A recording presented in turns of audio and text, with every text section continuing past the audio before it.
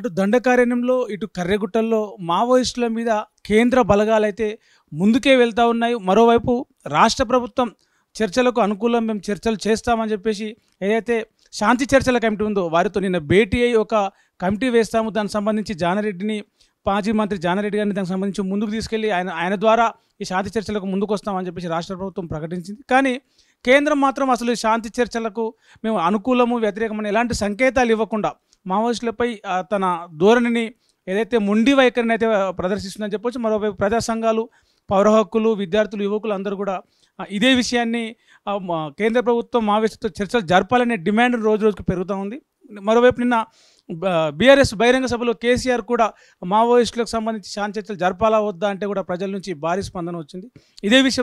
ఇదే విషయం గురించి మనతో మాట్లాడడానికి వీక్షణం సంపాదకులు వేణుగోపాల్ గారు ఉన్నారు. సార్ చెప్పండి, కేంద్ర ప్రభుత్వ వైఖరిని ఎట్లా చూస్తారు? రాష్ట్ర ప్రభుత్వం ఏమో చర్చలకు సిద్ధమన్నట్టుగా కొంత సంకేతాలు ఇచ్చి ఒక అడుగు ముందుకేసింది. కేంద్ర ప్రభుత్వం దానికి ఎలాంటి సంకేతాలు లేకుండా మొండిగానే ముందుకెళ్తుంది. దీని పట్ల మీరు ఏమంటారు?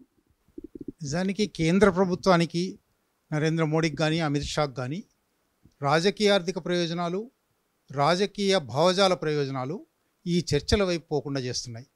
మొదటిది రాజకీయ ఆర్థిక ప్రయోజనాలు ఏమంటే, ఛత్తీస్గఢ్ ఇప్పుడు ఏ దండకారణ్యంలోనైతే, మధ్య భారత అరణ్యాల్లోనైతే మావోయిస్టులు ఉన్నారు, మావోయిస్టులను అక్కడి నుంచి లేకుండా చేస్తాము, మావోయిస్ట్ రహిత భారతదేశం చేస్తామంటున్నారో అక్కడ ఆదివాసీ గూడాలు ఉన్నాయి, లక్షలాది మంది ఆదివాసీ ప్రజలు ఉన్నారు.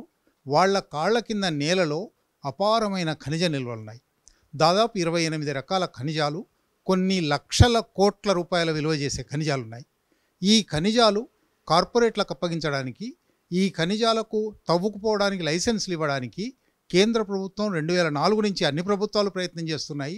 ఇప్పుడు ప్రత్యేకంగా భారతీయ జనతా పార్టీ ప్రభుత్వం రాష్ట్రంలో వచ్చిన తర్వాత ఈ 2 ప్రభుత్వాలు, డబుల్ ఇంజన్ సర్కార్, ఈ గనులను అమ్మకానికి పెట్టింది. మొన్నటికి మొన్న ఒకవైపు ఇటువంటి మారణకాండ జరుపుతూ మరొక వైపు జనవరిలో 4 Bailadila 1, Bailadila 1A, 1B, 1C అంటారు, అట్లాగే హాహాలుద్ది అంటారు, ఇనుప ఖనిజాలను అమ్మకానికి పెట్టారు, వేలం వేశారు. ఆ వేలంలో ఆర్సెలార్ మిత్తర్ 3 గనులు తీసుకుంది, మరొక కంపెనీ 1 గని తీసుకుంది. అంటే ఒకవైపు కాల్పులు జరుపుతూ, ఒకవైపు అక్కడి నుంచి ప్రజలను బేదఖలు చేస్తూ, ప్రజలను లేకుండా చేస్తూ, మావోయిస్టులను చంపేస్తూ, మావోయిస్టుల పేరుతో ఆదివాసులను చంపేస్తూ, ఖనిజ నిల్వలను కార్పొరేట్లకు అప్పగించడం, వాటి ద్వారా ముడుపులు సంపాదించడం అనే ఒక రాజకీయ ఆర్థిక వ్యూహం ఒకటి ఉంది. రెండోది, రాష్ట్రీయ స్వయం సేవక్ సంఘ్కు మొదటి నుంచి వాళ్ళ ఆది గురువు పరమ పూజ్య సంచాలక్ అని చెప్పుకుంటారు గోల్వాల్కర్. ఆయన బంచ్ ఆఫ్ థాట్స్ అనే పుస్తకంలో ఈ దేశంలో 3 ప్రధాన శత్రువులు ఉన్నారు, వాళ్లను లేకుండా చేయాలి, వాళ్ళు ఒకవేళ ఉన్నా 2వ తరగతి పౌరులుగా ఉండాలి, ముస్లింలు, క్రైస్తవులు, కమ్యూనిస్టులు అన్నాడు.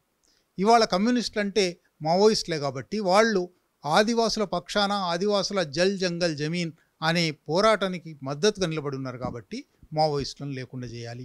ఈ 2 కారణాలు, ఒకవైపు భావజాల కారణాలు, ఒకవైపు ఆర్థిక కారణాలు కలిసి కేంద్ర ప్రభుత్వం ఎట్టి పరిస్థితిలో మావోయిస్టులతో చర్చలకు సిద్ధం కాదు, వాళ్లను మార్చి 26 లోపల తుదముట్టిస్తాము అంటున్నారు.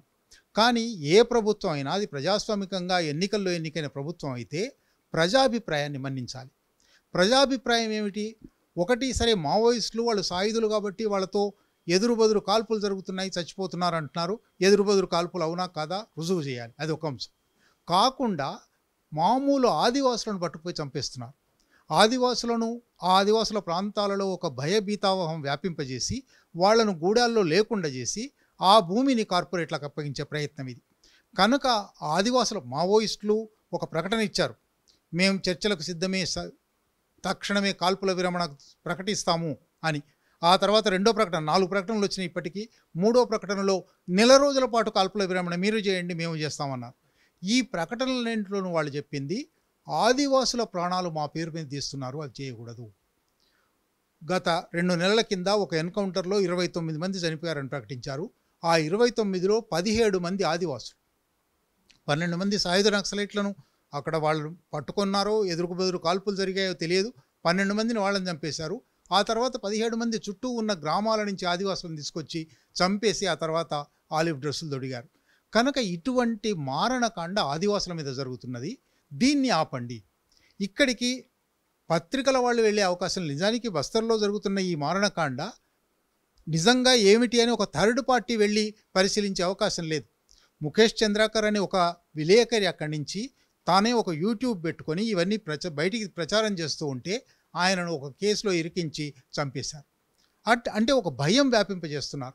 అందువల్ల ఈ భయం లేని వాతావరణం, శాంతియుత వాతావరణం, చర్చలకు సానుకూల వాతావరణం కల్పిస్తే చర్చిద్దాము. మారణకాండను ఆపండి, మొట్టమొదలు హత్యలు ఆపండి అనేది ఒక డిమాండ్. ప్రపంచంలో ఏ మూల ఏ క్షణం ఏం జరుగుతుందో వేగంగా తెలుసుకోవడానికి తొలి వెలుగు వాట్సాప్ ఛానల్ని ఫాలో చేయండి.